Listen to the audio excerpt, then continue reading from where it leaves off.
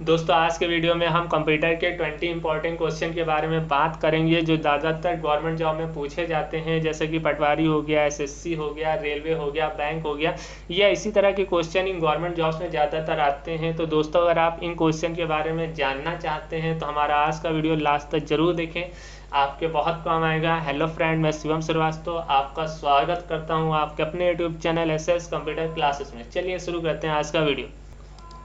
यहाँ पर आते हैं सबसे पहले सवाल पर। दोस्तों यहाँ पर सबसे पहला सवाल हमारा यहाँ पर है, पीडीएफ का फुल फॉर्म है portable document format, permanent document format या प्राइमरी डॉक्यूमेंट फॉर्मेट, या इनमें से कोई नहीं। इसका सही आंसर होगा पोर्टेबल डॉक्यूमेंट फॉर्मेट। दोस्तों जो आप पीडीएफ फाइल डाउनलोड करते हैं उसी का यहाँ पर फुल फॉर्म होता है पोर्टेबल डॉक्यूमेंट फॉर्मेट होता है। फिर आते हैं अगले सवाल पर, डब्ल्यू के आविष्कार किसने किया? टिम बर्नर्स-ली ने, चार्ल्स बेबेज ने, पॉल एलन ने, या इनमें से कोई नहीं। इसका सही आंसर होगा टिम बर्नर्स-ली ने। दोस्तों यहाँ पर आपको पता होगा चार्ल्स बेबेज को यहाँ पर कंप्यूटर का फादर ऑफ कंप्यूटर कहा जाता है। पॉल और एलन यहाँ पर माइक्रोसॉफ्ट कंपनी में सह संस्थापक है, मतलब पॉल एलन और बिल गेट्स इन दोनों की ही यहाँ पर माइक्रोसॉफ्ट कंपनी है। तो यहाँ पर पॉल एलन सह संस्थापक थे, इसलिए पॉल एलन भी नहीं होंगे, चार्ल्स बेबेज भी नहीं होंगे। तो इसका जो सही आंसर होगा टिम बर्नर्स-ली, मतलब डब्ल्यू के आविष्कार किसने किया था? टिम बर्नर्स-ली ने किया था। फिर आते हैं अगले सवाल पर, ईमेल का आविष्कार किसने किया था? रे टॉमलिंसन ने, बिल गेट्स ने, डेनिस रिची ने, या इनमें से कोई नहीं। इसका सही आंसर होगा रे टॉमलिंसन ने। ईमेल का आविष्कार रे टॉमलिंसन ने किया था। बिल गेट्स जैसे पहले ही हमने आपको बताया माइक्रोसॉफ्ट कंपनी के यहाँ पर संस्थापक हैं। डेनिस रिची ने सी लैंग्वेज बनाई थी, इसलिए जो इसका सही आंसर होगा रे टॉमलिंसन। ईमेल का आविष्कार किसने किया था? रे टॉमलिंसन ने किया था। फिर आते हैं अगले सवाल पर, कंप्यूटर की भौतिक बनावट क्या कहलाती? हार्डवेयर, सॉफ्टवेयर, फर्मवेयर, या इनमें से कोई नहीं। इसका सही आंसर होगा हार्डवेयर, मतलब कंप्यूटर की जो भौतिक बनावट होती है यहाँ पर हार्डवेयर कहलाती है। फिर आते हैं अगले सवाल पर, कंप्यूटर की स्थायी मेमोरी कहलाती है, मतलब कंप्यूटर की स्थायी मेमोरी या परमानेंट मेमोरी यहाँ पर होती कौन सी होती है? रैम होती है, रोम होती है, दोनों होती हैं, या इनमें से कोई नहीं। तो इसका सही आंसर यहाँ पर होगा रोम। मतलब रैम यहाँ पर हमारी क्या होती है? प्राइमरी, यहाँ पर टेम्परेरी मेमोरी होती है। टेम्परेरी का मतलब यहाँ पर होता है रैम में डेटा तभी तक रहता है जब तक पावर सप्लाई ऑन है, मतलब जहाँ पावर सप्लाई ऑफ हुई हमारा डेटा भी चला जाता है। पर जो रोम यहाँ पर होती है, रोम में डेटा परमानेंट होता है, मतलब पावर सप्लाई ऑन रहे या पावर सप्लाई ऑफ रहे, उसमें जो डेटा है वो हमारा परमानेंटली वहाँ पर स्टोर है। तो इसलिए यहाँ पर रोम जो मेमोरी होती है वो स्थायी मेमोरी होती है, और रैम जो मेमोरी होती है वो अस्थायी मेमोरी होती है। फिर आते हैं अगले सवाल पर, माइक्रोसॉफ्ट के संस्थापक कौन है? बिल गेट्स, पॉल एलन, दोनों, या इनमें से कोई नहीं।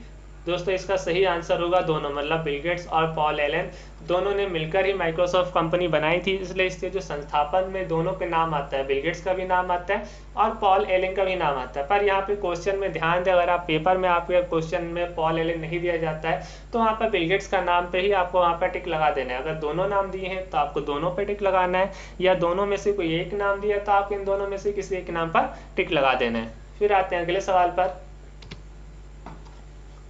प्रथम पीढ़ी के कंप्यूटर में क्या प्रयोग होता था? मतलब जब फर्स्ट जनरेशन के कंप्यूटर थे उनमें कौन सा कंपोनेंट प्रयोग होता था? तो यहाँ पर vacuum tube, integrated circuit, large scale integrated circuit, या इनमें से कोई नहीं। इसका सही आंसर होगा वैक्यूम ट्यूब। मतलब जब प्रथम पीढ़ी के कंप्यूटर थे फर्स्ट जनरेशन के, उसमें जो कंपोनेंट प्रयोग होता था वो वैक्यूम ट्यूब प्रयोग होता था, इसलिए इसका सही आंसर होगा वैक्यूम ट्यूब। फिर आते हैं अगले सवाल पर,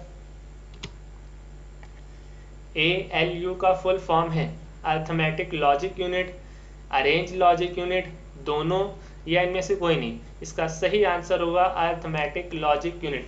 दोस्तों ALU का full form arithmetic logic unit होता है। इसका यूज कंप्यूटर में अर्थमेटिक मतलब मैथमेटिकल जो कैलकुलेशन होते हैं उनका करने के लिए ALU का यूज होता है। फिर आते हैं अगले सवाल पर, पावर पॉइंट का मिनिमम जूम साइज कितना होता है? 100%, 50%, 10%, या इनमें से कोई नहीं। इसका सही आंसर होगा 10%। दोस्तों जो पावर पॉइंट का मिनिमम जूम साइज होता है वो 10% ही होता है।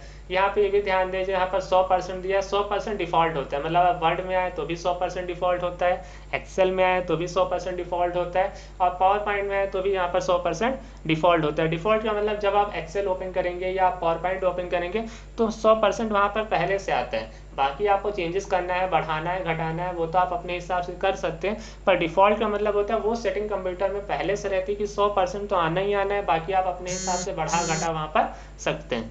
तो इसलिए यहाँ पर मिनिमम जूम इन साइज पूछता है पावर पॉइंट का 10% होता है, मैक्सिमम पूछता है तो 400% होता है, और मैक्सिमम वर्ड का पूछे तो 500, मैक्सिमम एक्सेल का पूछे तो वहाँ पर भी 400 होता है। और अगर सबका मिनिमम पूछे कि वर्ड का, एक्सेल का, पावर पॉइंट तीनों का मिनिमम जूम इन साइज क्या होता है, तो तीनों का ही मिनिमम जूम इन साइज यहाँ पर 10% होता है, मतलब वर्ड में भी 10% जूम इन साइज होता है मिनिमम, एक्सेल में भी 10% होता है, और पावर पॉइंट में भी 10% यहाँ पर होता है। तो दोस्तों इस तरह के भी क्वेश्चन है तो आप इन सारे क्वेश्चन के यहाँ पर आंसर दे सकते हैं, सबके आंसर हमने आपको यहाँ पर बता दिए। फिर आते हैं अगले सवाल पर, पावर पॉइंट का एक्सटेंशन नेम क्या होता है, .ppt, .pptx, दोनों, या इनमें से कोई नहीं। इसका सही आंसर होगा दोनों।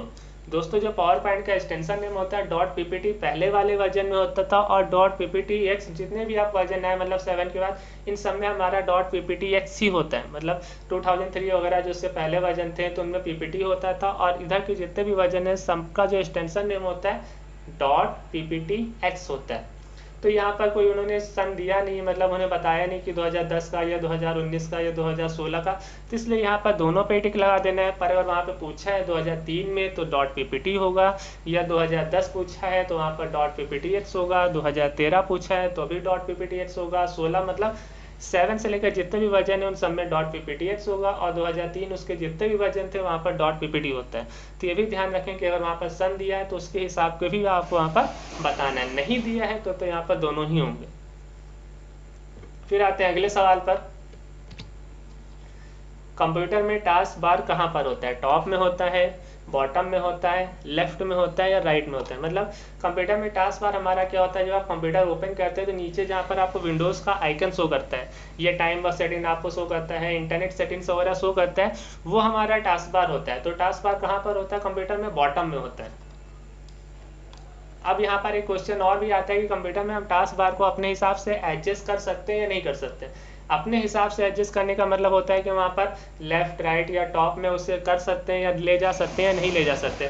तो हाँ, उसे हम टॉप, लेफ्ट, राइट मतलब चाहे कहीं भी चारों में से हम ले जा सकते हैं, पर डिफ़ॉल्ट हमारा कहाँ पे आता है, डिफ़ॉल्ट हमारा बॉटम में ही आता है। फिर आते हैं अगले सवाल पर,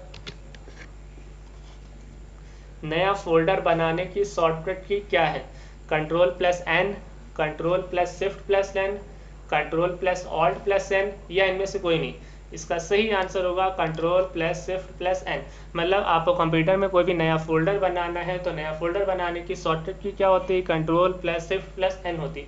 फोल्डर हमारा क्या होता है, हम फाइलों को स्टोर करने के लिए फोल्डर बनाते हैं। जैसे आप स्कूल वगैरह जाते हैं तो वहाँ पर क्या होता है, हम कॉपी किताबें रखने के लिए वहाँ पर क्या करते हैं, एक बैग ले जाते हैं, बिना बैग के हम हाथ में तो ले नहीं जा सकते। उसी तरह कंप्यूटर में हमारा क्या रहता है, हमारी जितनी भी फाइलें होती हैं उन सारी फाइलों को हम लोग स्टोर करने के लिए वहाँ पर फोल्डर बनाते हैं, जिससे जब भी हमें ढूंढना होता है हमें आसानी रहेगी कि हमें उस फोल्डर में जाना, उन फाइलों को वहाँ पर हम सर्च कर सकते हैं और अपना काम आसानी से शुरू कर सकते हैं। फिर आते हैं अगले सवाल पर। अगला सवाल है दोस्तों यहाँ पर, कंप्यूटर में फाइल या फोल्डर को परमानेंट डिलीट करने की शॉर्टकट की क्या है। मतलब फाइल को या फोल्डर को आपको परमानेंट डिलीट करना है तो इसकी शॉर्टकट की क्या होती है, Shift+Backspace, Shift+Delete, या यहाँ पर Shift Delete, या इनमें से कोई नहीं। तो इसका सही आंसर होगा Shift+Delete। परमानेंट डिलीट का मतलब क्या होता है, जो भी फाइल या फोल्डर आप डिलीट करते हैं ऐसे क्या होता है, रिसाइकिल बिन में जाकर स्टोर हो सकते हैं, जिन्हें हम दोबारा रिसाइकिल बिन से ला सकते हैं। पर अगर आप कोई भी फाइल या फोल्डर को परमानेंट डिलीट करेंगे तो फाइल या फोल्डर हमारी रिसाइकिल बिन में नहीं जाएगी, उन्हें हम दोबारा रिकवर नहीं कर सकते हैं। या मान लीजिए किसी फाइल को आपको टेम्परेरी डिलीट करना पूछा जाता है तो हम डिलीट की से वहाँ पर टेम्परेरी डिलीट कर सकते हैं, और परमानेंट डिलीट करने के लिए Shift+Delete की का यूज होता है। फिर आते हैं अगले सवाल पर, निम्न में से कौन सी स्टोरेज की सबसे बड़ी यूनिट है, टीबी, जीबी, केबी, या इनमें से कोई नहीं। इसका सही आंसर होगा टीबी। मतलब यूनिट जो यहाँ पर होती है स्टोरेज की सबसे बड़ी यूनिट कौन सी होती है, टीबी होती है, दूसरे नंबर पर जीबी, और तीसरे नंबर पर यहाँ पर केबी। मतलब अगर सबसे बड़ी यहाँ पर है तो सबसे बड़ी यहाँ पर टीबी होती है। टीबी का मतलब होता है टेराबाइट, जीबी का मतलब होता है गीगाबाइट, और केबी का मतलब होता है किलोबाइट। तो इन तीनों के नाम पूछें, फुल नेम तो भी आप बता सकते हैं, या इन तीनों में सबसे बड़ी स्टोरेज कौन सी होती है वो भी हमने आपको यहाँ पर बता दिया। फिर आते हैं अगले सवाल पर, आउटलुक एक्सप्रेस क्या है? ईमेल क्लाइंट, ईमेल सर्वर, दोनों, या इनमें से कोई नहीं? इसका सही आंसर होगा ईमेल क्लाइंट। दोस्तों ईमेल को भेजने या रिसीव करने या सेंड करने के लिए जिस प्रोग्राम का आप यूज़ करते हैं उसे यहाँ पर ईमेल क्लाइंट कहते हैं। फिर दूसरा यहाँ पर आए ईमेल सर्वर। ईमेल सर्वर हमारा क्या होता है? जहाँ पर हमारे ईमेल स्टोर होते हैं वो हमारे क्या कहलाता है? ईमेल सर्वर कहलाता है। फिर आते हैं अगले सवाल पर, IPv6 कितने बिट का होता है? 128 बिट का, 32 बिट का, 64 बिट का, या इनमें से कोई नहीं? इसका सही आंसर होगा 128 बिट। IPv6 हमारा जो होता है 128 बिट का होता है। फिर आते हैं अगले सवाल पर, GUI का फुल फॉर्म है graphical user interface, graphical user internet, graphical unique interface, या इनमें से कोई नहीं? इसका सही आंसर होगा ग्राफिकल यूजर इंटरफेस। मतलब GUI का फुल फॉर्म होता है ग्राफिकल यूजर इंटरफेस। फिर आते हैं अगले सवाल पर, वेब पेज किस प्रोग्रामिंग भाषा में लिखे गए? C में, C++ में, HTML में, या इनमें से कोई नहीं? इसका सही आंसर होगा HTML। मतलब जितने भी वेब पेजेस हमारे होते हैं वो सब HTML कोडिंग में ही लिखे जाते हैं, इसलिए इसका सही आंसर होगा HTML। फिर आते हैं अगले सवाल पर, ASCII का फुल फॉर्म है American standard code for information interchange, American standard code for Indian interchange, दोनों मतलब A और B दोनों, या इनमें से कोई नहीं? इसका सही आंसर होगा American standard code for information interchange. ये सब हमारे क्या होते हैं? एक तरह से कंप्यूटर कोड होते हैं। तो यहाँ पर ASCII का फुल फॉर्म है American standard code for information interchange. और अगर क्वेश्चन पूछे ASCII में जो ये सब होते हैं, मतलब इनमें होता क्या है? ये जो कोड होते हैं ये क्या होते हैं? ये कोड यहाँ पर कंप्यूटर कोड होते हैं। तो कोड पूछे तो कंप्यूटर कोड होते हैं, फुल फॉर्म पूछे तो यहाँ पर फुल फॉर्म आपको हमने यहाँ पर बता ही दिया। फिर आते हैं अगले सवाल पर, कंप्यूटर शट डाउन करने की शॉर्टकट की है Shift+F4, Alt+F4, F4, या सभी, मतलब ये सब?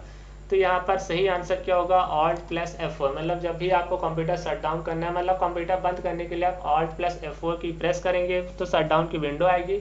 ओके पर क्लिक करके आप वहाँ पर शट डाउन कर सकते हैं। मतलब आपको जब भी कंप्यूटर को शॉर्टकट की मदद से शट डाउन करना है तो Alt+F4 की मदद से आप वहाँ पर कर सकते हैं। इसलिए कंप्यूटर शट डाउन करने की शॉर्टकट की Alt+F4। दोस्तों यहाँ पर कुछ सवाल आपके लिए हमने यहाँ पर दिए, 2 सवाल आपके लिए दिए। इनके आंसर अगर आपको पता है तो आप हमारे कमेंट बॉक्स में कमेंट करें। सबसे पहला यहाँ पर सवाल क्या है? कीबोर्ड का आविष्कार किसने किया? दूसरा यहाँ पर क्या है? IPO का फुल फॉर्म है। मतलब पहला आपको यहाँ पर आंसर क्या देना है? कीबोर्ड का आविष्कार किसने किया? दूसरा यहाँ पर IPO का फुल फॉर्म क्या? दोस्तों अगर आपको हमारा आज का वीडियो अच्छा लगा हो तो हमारे वीडियो को लाइक करें और अपने दोस्तों के साथ शेयर करना ना भूलें। फेसबुक पर, व्हाट्सएप पर, इंस्टाग्राम पर, मैसेंजर पर, जो भी आप यूज़ करते हैं वहाँ पर अपने दोस्तों के साथ शेयर जरूर करें।